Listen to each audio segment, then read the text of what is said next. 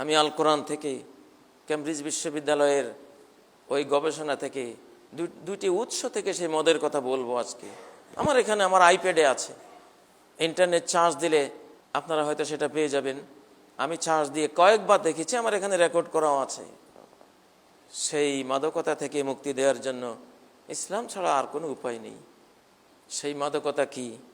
আল্লাহ বলছেন সূরা আল হিজর আয়াত নাম্বার ৭২, লাআমরুকা ইন্নাহুম লাফি সাকরাতিহিম ইয়ামাহুন, by your life indeed they are in their intoxication wandering blindly. তোমার জীবন স্রষ্টার কসম, ওদের ওই উন্মাতাল নেশায় অন্ধের মতো ঘুরপাক খাচ্ছে, পাগলের মতো ঘুরপাক খাচ্ছে। লাআমরুকা ইন্নাহুম লাফি সাকরাতিহিম, সাকরা মানে নেশা, বিভ্রান্তি, উন্মাতালতা, রাস্তা খুঁজে না পাওয়া। যেখান থেকে রওনা দেয় আবার ঘুরে উল্টে সেখানে আসে, যেখান থেকে স্টার্ট তার কাজ শেষে আবার সেখানে এসে হাজির, একই বৃত্তে ঘুরপাক খাওয়া।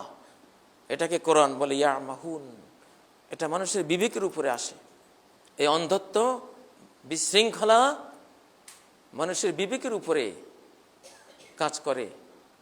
লাআমরুকা ইন্নাহুম লাফি সাকরাতিহিম ইয়ামাহুন। এই আয়াতটি সূরা আল হিজরের ৭২ নম্বর আয়াত।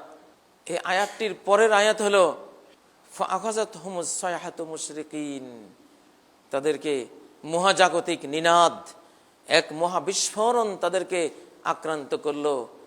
ঠিক সূর্য যখন ওঠে সে সময়ে ফাজআলনা আলিয়াহা সাফিলাহা, আমি তার উঁচু ভূমিকে সর্বনিম্ন ভূমিতে রূপান্তরিত করলাম। ও আমতরনা আলাইহিম হিজারাতাম মিন সিজ্জিলিম মানদুদ, তাদের উপরে আমি আগুনে পোড়ানো পাথরের এক বৃষ্টি বর্ষণ করলাম, মিশিয়ে দিলাম তাদেরকে। এই আয়াতটি লূত আলাইহিস সালামের জাতি সম্পর্কে আল্লাহ নাজিল করেছেন, যারা ইলিগ্যাল সেক্সে আক্রান্ত হয়ে সমস্ত বিবেক বুদ্ধি হারিয়ে ফেলেছিল। উন্মাতাল আল্লাহ বলেছেন সাকরাহ। আল্লাহু আল্লাহু ইয়া রাব্বি ইয়া আল্লাহ, আল্লাহু ইয়া রাব্বি ইয়া আল্লাহ।